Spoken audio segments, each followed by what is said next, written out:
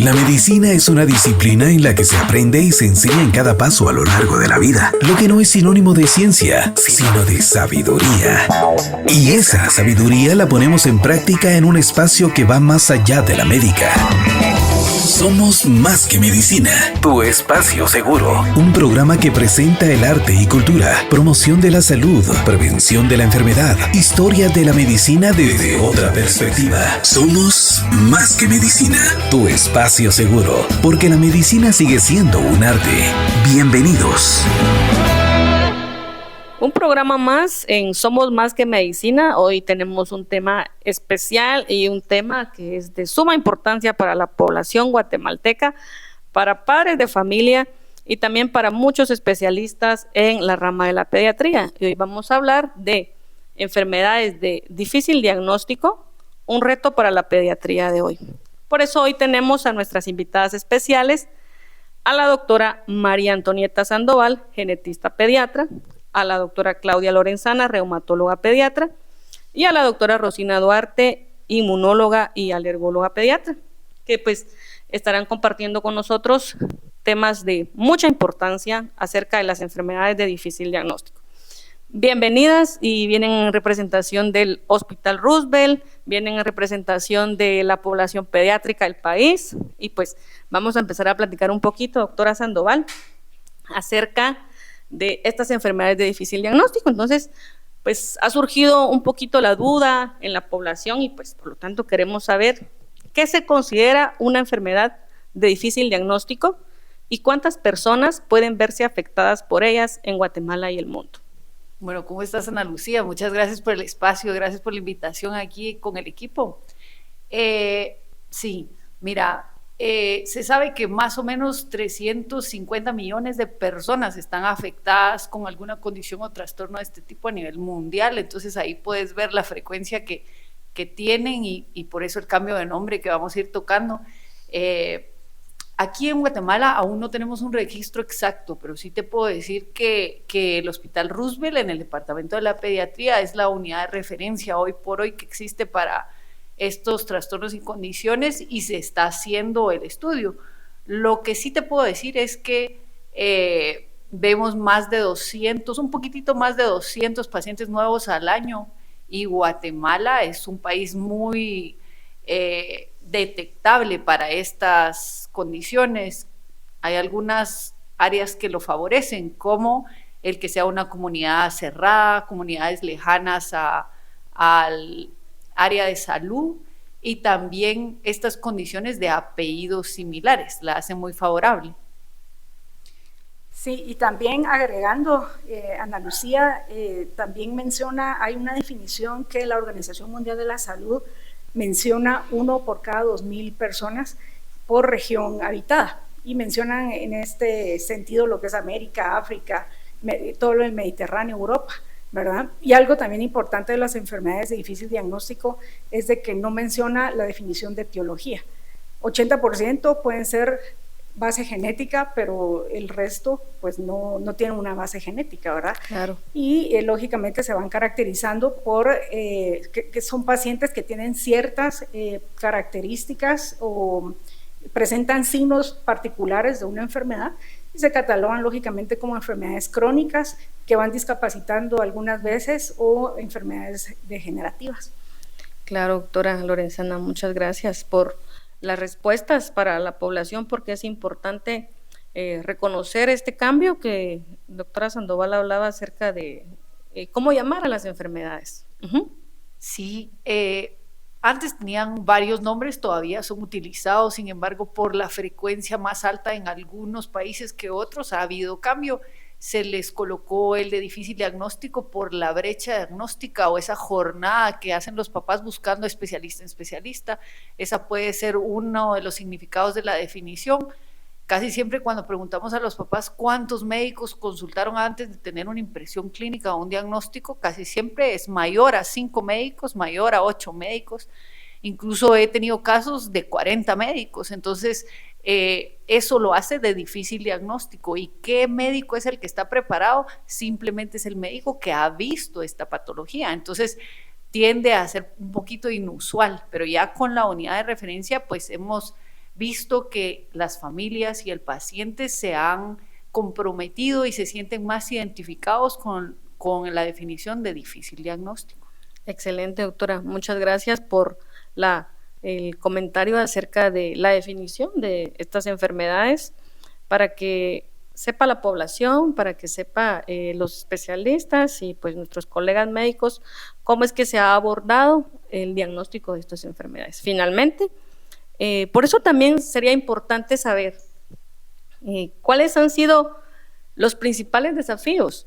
Ustedes como pediatras, como subespecialistas, ¿qué desafíos han enfrentado los pacientes con estas enfermedades de difícil diagnóstico en cuanto a, obviamente, el diagnóstico, su seguimiento y tratamiento? Gracias, Ana Lucía. Bueno, la doctora Duarte, gracias a todos por escuchar. Yo creo que el principal desafío para todos ha sido recursos y de todo tipo, o sea, desde el recurso humano, porque vemos pocos médicos con especialidades que estamos viendo este tipo de pacientes. Las pruebas o exámenes que necesitamos para confirmar diagnósticos son sumamente caras en algunos casos, difíciles también de realizar en Guatemala algunas, ¿verdad? Sí, hemos avanzado en esta parte, pero sí no son pruebas fáciles de hacer. Y luego pues que generalmente son enfermedades que requieren múltiples especialistas, ¿verdad? Como decíamos, son de manejo multidisciplinario, entonces pasa que las personas van con un especialista, descartan su partecita, van con otro, descartan la otra, y la gente pobres están un montón de médicos, como mencionaba María Antonieta, y bueno, 8 años después, 10 años después, y muchas veces las mamás ya tienen a sus hijos prácticamente desahuciados por muchos médicos. Les dicen, bueno, miren, no sabemos qué tiene, ya nos siga viniendo, ya nos sigue yendo.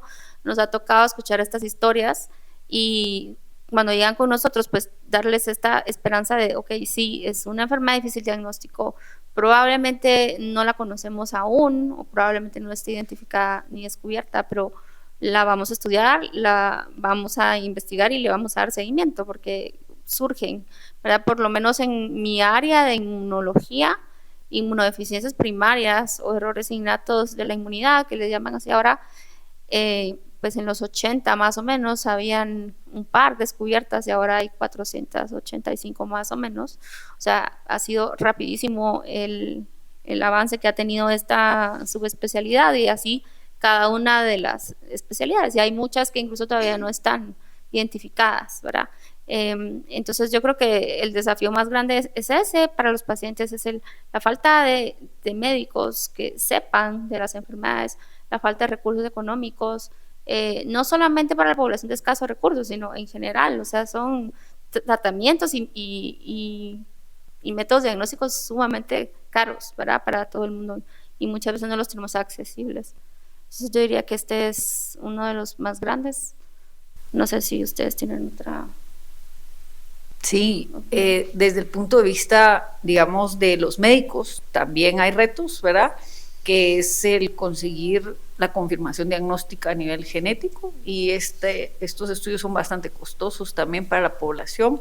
Por eso es que hemos tratado de hacer un buen equipo entre médicos, pero también con las mamás, con asociación, con el Ministerio de Salud. Hemos tratado de estar educando en diferentes medios para que las personas puedan accesar, digamos, a lo que podemos tener y tratar de investigar dónde podemos tener lo que aún no tenemos. Entonces, eso hace que se visibilicen más condiciones y que también haya disposición de más tratamientos. Nosotros constantemente nos estamos preparando, educando y estudiando nosotras también para poder ver en dónde es el lugar en donde mejor es tratada cierta patología, y tratar de buscar el estudio diagnóstico para cortar la brecha diagnóstica, y también, si existe el tratamiento, poder tener la accesibilidad aquí en Guatemala.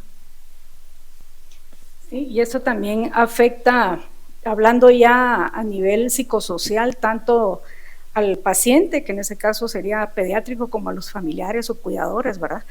Porque les va generando también aislamiento, muchas veces estigmas o rechazo, ¿verdad? Entonces sí genera ya más problemas todo esto, ¿verdad?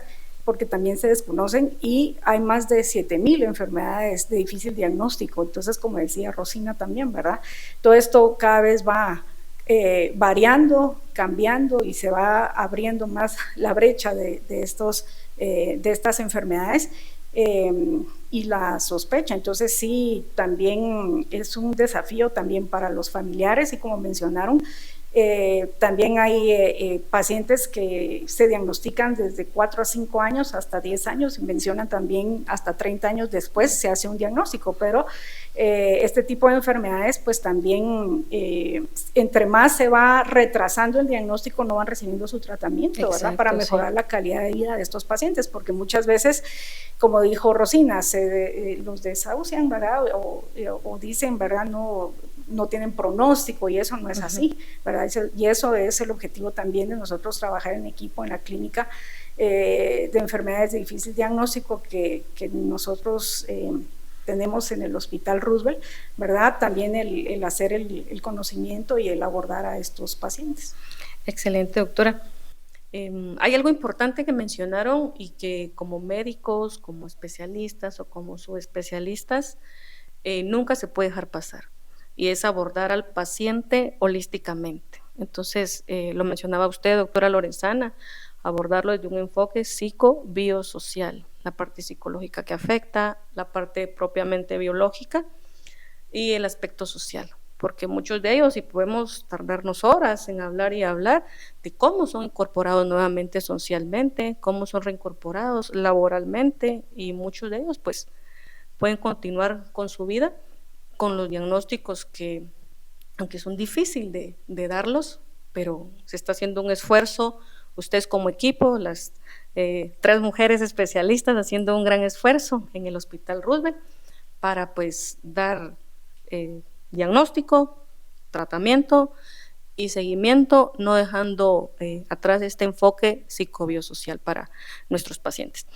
Y hablábamos ya de la importancia de los médicos. La doctora Rosina pues comentaba un desafío grande, que es la falta del recurso humano muchas veces, y pues luego viene los demás problemas que ves que muchas veces ha tenido el sistema de salud, pero la importancia y el papel que juegan los pediatras en esta detección temprana de estas enfermedades de difícil diagnóstico. ¿Qué comentario podría darnos acerca del papel fundamental de los pediatras, doctora Sandoval? Bueno, realmente el pediatra está encargado de ese crecimiento y desarrollo importante que se tiene en el niño, y realmente nos hemos dado cuenta que a veces hasta se extiende a adolescente y adulto por la confianza que nos dan a los pediatras. Entonces creo que es de suma importancia que el pediatra es el que está viendo desde el principio detectar, ¿verdad? Algunas, por poner algunos ejemplos, digamos, si las molleras o las suturas están cerrando prematuramente, poner atención a eso, porque puede ser un signo temprano de una craneosinostosis sindrómica. Si el paciente está teniendo infecciones a repetición, pensar en el sistema inmunológico, ¿verdad? No siempre en una inmunodeficiencia, pero saber a quién referir. Si el paciente está teniendo dolor, inflamación articular, pues ya saben, aquí está la especialista, la doctora reumatóloga, la doctora Lorenzana.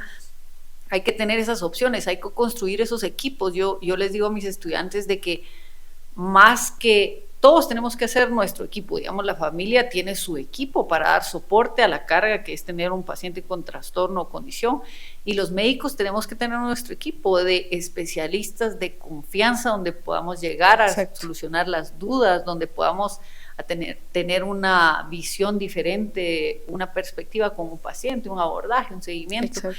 Pero con los pediatras llegan, ¿verdad? El médico general, el pediatra es el que está atendiendo a ese niño, es el que ve las primeras señales. Si es un paciente que no habla, ¿verdad? Es un paciente que podemos entrar Exacto. Al espectro autista. Hay tantas condiciones cardíacas, por eso es que el paciente realmente no es de una sola persona, sino que el paciente es de un equipo. Lo que pasa es que tenemos que tener la confianza de poder plantear nuestras dudas y seguir, digamos, el ejemplo y las soluciones que alguien más nos puede plantear para que el paciente al final tenga un mejor resultado. Así es, doctora. Muchas gracias, doctora Lorenzana. Sí, yo quisiera ir un poquito más allá del pediatra, ¿verdad? Porque muchos de yo creo que el médico general también forma parte importante de la identificación de estos Así pacientes, porque vemos desde el primer nivel de atención, muchas veces acuden los pacientes al primer nivel de atención, entonces ya las referencias van hacia el tercer nivel, pero lo importante aquí es saber identificar el paciente para referirlo, diagnosticarlo y posteriormente ya darle el tratamiento adecuado. Y como decía Antonieta, ¿verdad? Y como decía Rosina también, se necesitan equipos multidisciplinarios, ¿verdad? Y muchas veces también el pediatra, algunas veces no les gusta ver este tipo de pacientes porque no saben qué tienen, pero no se tienen que sentir porque no sepan qué tienen, ¿verdad? Sino son pacientes o desesperarse, ¿verdad? Porque son pacientes que sobre todo requieren muchos estudios, que uno los vuelve a citar, los vuelve a evaluar, e incluso hemos llegado nosotros a tener juntas de médicos para discutir casos, ¿verdad? Y ese es el objetivo de esto, ¿verdad? Por eso se llaman enfermedades de difícil diagnóstico, ¿verdad? Porque tienen muchas manifestaciones y muchas veces, y como esto cada vez va avanzando, ¿verdad? Hablamos de 7,000 enfermedades, o sea, no todos lo sabemos. Claro, doctora, es súper importante los comentarios que se hacen y sobre todo la importancia en nuestro sistema nacional de salud de los niveles de atención, porque a dónde acude la gente principalmente, cuál es la ruta de referencia, pues nosotras conocemos el sistema de salud y sabemos cómo pueden llegar referidos a nuestros hospitales nacionales. Pues con todo eso, hemos hablado y han comentado acerca de la clínica de difícil diagnóstico que se encuentra en el Hospital Roosevelt. Ha sido un esfuerzo grande el que pues han trabajado 3 grandes mujeres que yo admiro, sí vale la pena decirlo en este momento, que yo admiro un montón y que pues 2 de ellas fueron mis profesoras también en la residencia de pediatría, así que nos gustaría y me gustaría que nos comentaran un poquito acerca de qué avances se han logrado en la investigación acerca de el diagnóstico de estas enfermedades y cuáles son pues los desafíos que ya han mencionado y pues ahora los avances queremos saber un poquito. Adelante, doctora. Bueno, en cuanto a avances es bien bonito el término porque avance es bastante subjetivo, ¿verdad? Dependiendo en qué enfoque lo tengas, digamos, puede ser hacia el paciente, hacia el médico, la familia, la sociedad, el área política, trabajo social, o sea, da para mucho. Pero, o sea, no podríamos hablar solo de diagnóstico, porque yo te podría decir que nosotros ya estamos haciendo diagnóstico genético de ciertas patologías en el Hospital Roosevelt y eso puede ser un avance muy grande para el país. Pero también tenemos un equipo bastante fuerte en las subespecialidades del Departamento de Pediatría que nos colabora y clínicamente también hemos logrado dar varias impresiones clínicas para dar un tratamiento y al final un mejor seguimiento a los pacientes. También un avance muy importante son las áreas especiales donde se están tratando a estos niños. Digamos, llegan con el especialista y el especialista en el Roosevelt ya identifica dónde lo tiene que enviar, entonces ya nosotras, digamos, si es en el caso de la clínica de enfermedades de difícil diagnóstico, lo abordamos interdisciplinariamente y eso ya es una ayuda para el paciente. Se siente el paciente que se siente comprendido, se siente parte, se siente estudiado. Hemos dado a conocer varios de nuestros casos clínicos que son a veces 1 en 20, 1 en 100, 1 en 200 a nivel mundial, con nuestros residentes de pediatría, educando que existen estos trastornos, enfermedades o condiciones, incluso los errores innatos del metabolismo, ¿verdad? Con el área de neonatología y pediatría se han identificado mejor. Un avance es trabajar también con trabajo social, con psicología, para dar ese otro aporte, ¿verdad? También el área política, quiera que no, nosotros dependemos del Ministerio de Finanzas, del Ministerio de Salud. Esas son nuestras ramas que apoyan nuestro crecimiento y que hemos tenido la comunicación, hemos tenido las puertas abiertas, van las leyes también caminando, y nos sentimos bien del trabajo que se está haciendo. Cada vez más pacientes llegan a buscarnos de los diferentes hospitales, como tenemos los CPS, ¿verdad? Los CPS cada vez tienen más dudas cuando llegan también a sus hospitales nacionales. Y esto es un avance para Guatemala. Hace pocos años, pues en general la genética no era muy escuchada y eran trastornos o condiciones que se tomaban como que ya no tenían solución. Hoy por hoy hay muchos que ya hay algún tratamiento y si no un tratamiento curativo, porque estos son avances a nivel mundial, ¿verdad? Toda la tecnología genética de edición, que ya existen varios tratamientos curativos para ciertas patologías. Tenemos reemplazo enzimático, que ya lo tenemos en Guatemala, y si bien no es curativo, pues ya mejora muchísimo los síntomas de la enfermedad y ayuda a que no progrese tan rápido como progresaría. Entonces, creo que es multifactorial la respuesta, pero sí, pues hemos crecido, es en general lo que quisiera decir. Sí, yo pues agregaría, realmente es que yo creo que avances en la ciencia, pues todos sabemos que hay muchísimos y va rapidísimo. Entonces, algo que nos gusta a nosotros inculcarle mucho a los residentes es el hecho de que no tengamos disponible a veces las pruebas aquí, los tratamientos, y que sea algo muy nuevo y que lo veamos de primer mundo, no quiere decir que no lo podamos lograr. Tenemos que movernos, o sea, algo que hemos aprendido es que en nuestro sistema de salud, pues lamentablemente por muchos factores, falta de recursos y demás, se necesita gente proactiva, se necesita que el médico no solo llegue, se siente en una clínica y vea a los pacientes, sino que realmente si hay que hacer un examen especial, alguna intervención especial, pues movernos, buscar esa ayuda. Nos ha tocado a nosotros buscar por todos lados y nos hemos dado cuenta que sí se logran hacer muchas cosas que tal vez creíamos imposibles, ¿verdad?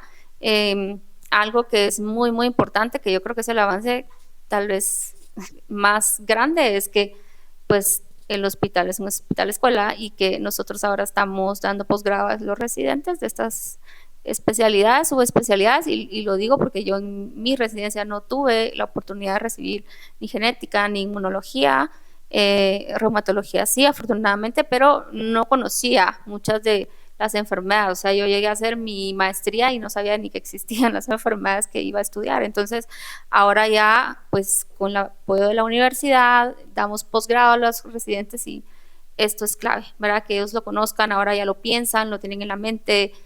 Como decía María Antonieta, nos consultan de los EPS, ya sale el estudiante con conocimientos así, ¿verdad? Y queremos eso, quitar este como estigma de, ay, aquí no se puede hacer nada, aquí somos pobres, en Guatemala no hay recursos, entonces pues dejémoslo ahí, ¿verdad? O sea, no, sí cuesta, pero se puede, ¿verdad? Se puede buscar. Nosotros tenemos ayuda de muchos lugares que hemos buscado, ¿verdad? Por supuesto que no siempre le llegan a uno las cosas del cielo, pero uno tiene que moverse y tenemos tratamientos de primer mundo, incluso en el hospital, que pues yo creo que a las 3 nos ha costado trámites y demás cosas, sobre todo en genética, porque son sumamente costosos los medicamentos, pero al igual en reumatología e inmunología, y bueno, pues lo hemos logrado, ¿verdad? Entonces yo creo que esta es nuestra idea, seguir en esa lucha, ¿verdad?